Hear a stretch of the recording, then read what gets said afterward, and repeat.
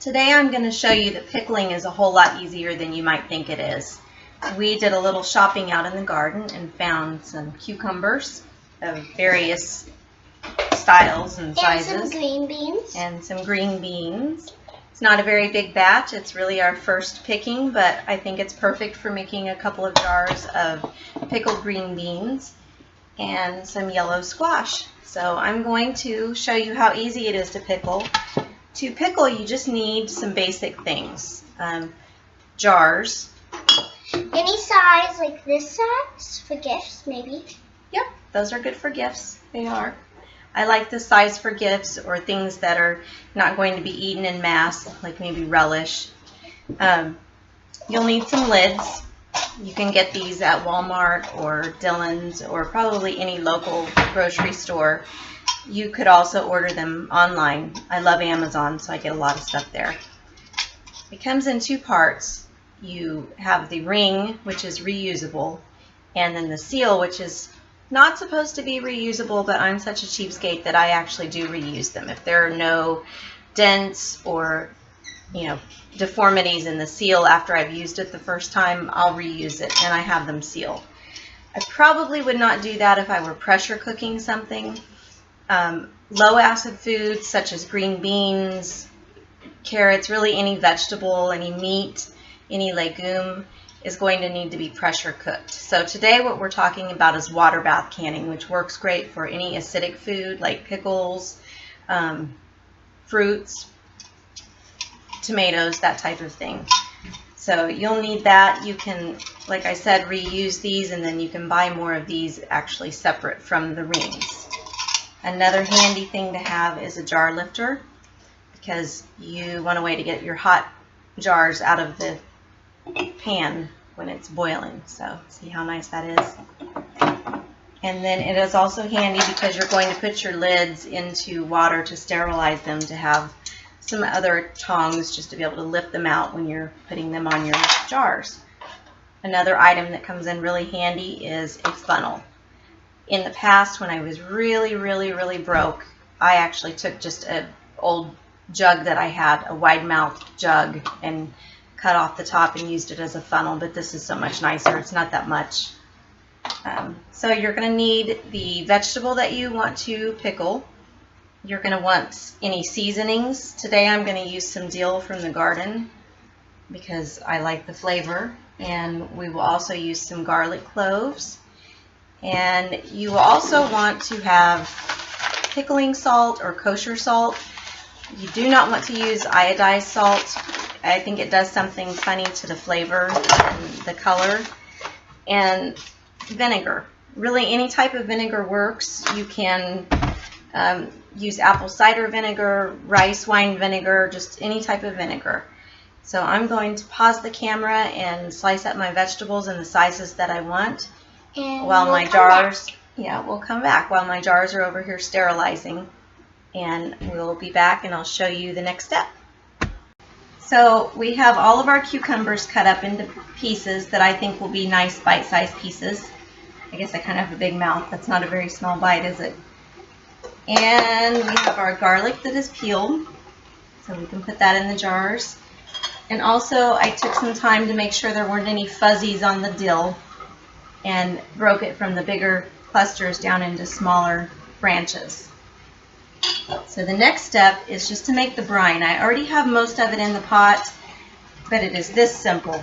It is 1 cup of vinegar of your choice, 1 cup of water, tap water is fine, and a tablespoon and a half of either kosher salt or pickling salt. And that's it. You just stir it around in the pot, get it nice and simmering. And I'm going to go ahead and start packing my jars, and I'll be back in a bit to show you that process. Now I'm going to pack the jars. It's really a simple process. You just have to pay attention to the heat because you're pulling hot glass jars out of boiling water, and you definitely don't want to burn yourself, so don't forget to use these things. I just start out by taking a jar and carefully dumping the water back into the pot, sitting it down. I take my funnel, and I'm going to turn this down now so you can see the rest of the process. And then I take my vegetables and just start packing them in the jar. You can do a hot pack, and I do that for relish. No, baby, your hands aren't washed.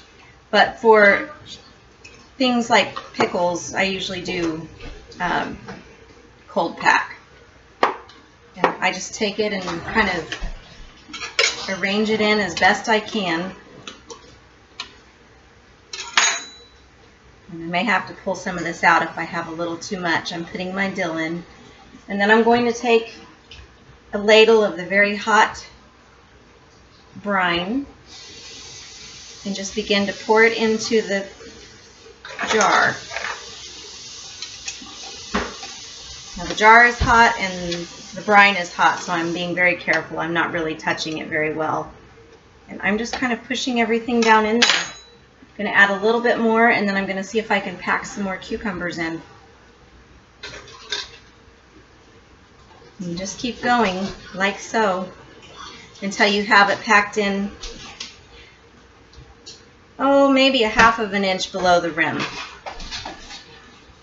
My funnel has sort of a little guide inside of it. I'll show you here in a bit to kind of let me know when I'm at the limit. Now the danger with not packing your jars full enough is that you will get floating pickles, which isn't dangerous or anything. It's just not very appealing to have the bottom part of your jar with pickles not in it and just the brine, and then everything's floated to the top. So the fuller that you can pack it, the better. Obviously, the bigger the chunks, the more difficult it might be to fit them all in, but if you just gently play around with it, usually the pieces will fall into place. So that is all I'm going to do. And for time's sake, I'm going to show you the rest of this process. I washed my hands. Good. You can help with the next one. So what you want to do is wipe your rim. And I think this is also a good time just to double check to make sure there's no cracks or anything on that glass rim that might prevent it from sealing. And then I take my tongs and I have my lids in here upside down, the rings with the seals in it. I just drip off the water. This is hot too. And then you just very gently thread that ring on. You don't want to over tighten it, but you do want to make sure that it's sealed securely. And then I take it and I put it back in the pot and grab my next jar out. Being careful to dump all that water out. I realize I didn't tell you how much brine I had made for this batch of pickles. I really am just kind of guessing, but usually about a cup of vinegar and a cup of water for every pint is kind of a safe amount to start with. Hold on. Now you can help. So we're just going to keep doing this. We're going to keep packing our jars, and we'll come back when that part is done. I finished packing all of the cucumbers, and now I'm going to go ahead and do the green beans. And those I'll do it just a little bit differently because they're still long. I chose not to cut them into pieces. I'm going to kind of tip this jar on its side, maybe, being very careful because it is super hot. Here, let's try the jar lifter. That might be a little better choice. And put those in sort of sideways to be able to fit more in. And I'm just going to keep doing this until the jar is as full as I can get it without smashing anything. And of course put the flavorings in, which could be anything, by the way. You can get really creative with this. You don't have to do what I'm doing. You can pickle just about anything, and you can season it just about any way that you like. If you follow that brine recipe, the ratio of 1 cup of vinegar to 1 cup of water, along with a tablespoon and a half of salt, you should be golden. And that is, of course, for sour pickles. There is a different recipe for sweet pickles or relish, and I'll do a video for you on that at a later point. I don't know if you can see that very well, but I have the jars in the boiling water, and I'm going to just let them sit with the water covering the top, simmering for about 5 to 10 minutes. I don't want to do it too long because I don't want the pickles to get mushy, but I do want it to be long enough to kind of help seal the jars and maybe kill any bacteria so they can be stored long term. So once that's done, I'll show you the last step, and then we'll be done making pickles. It's really that simple. My pickles have been simmering for about 5 to 7 minutes, so I'm going to go ahead and pull them out now to let them cool. You just take your jar lifter, pull them all out. Carefully pull them out. I like to sit mine on a cutting board. I don't know why. I just feel like it cushions them a little bit more, because you want to leave them a little undisturbed while they're cooling off. And within a minute to 5 minutes, sometimes a little longer, you will hear the sound of the sealing. It makes a popping sound, which is a really satisfying sound.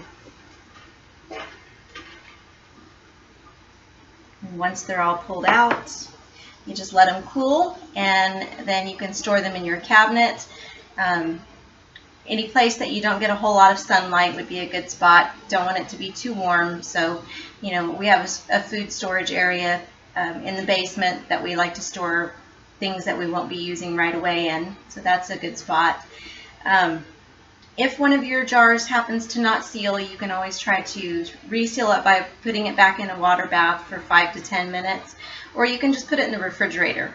Honestly, the salt brine with the vinegar will keep it for months that way in the refrigerator, so no big deal. In my house, pickles don't last that long anyway, so that's it. That is how easy it is to make pickles. I know that you probably saw that I have a really huge canner pot, but you can use something like this even. Anything that will cover your jars is sufficient for water bathing, so you don't have to go out and spend a ton of money to do this. There you have it.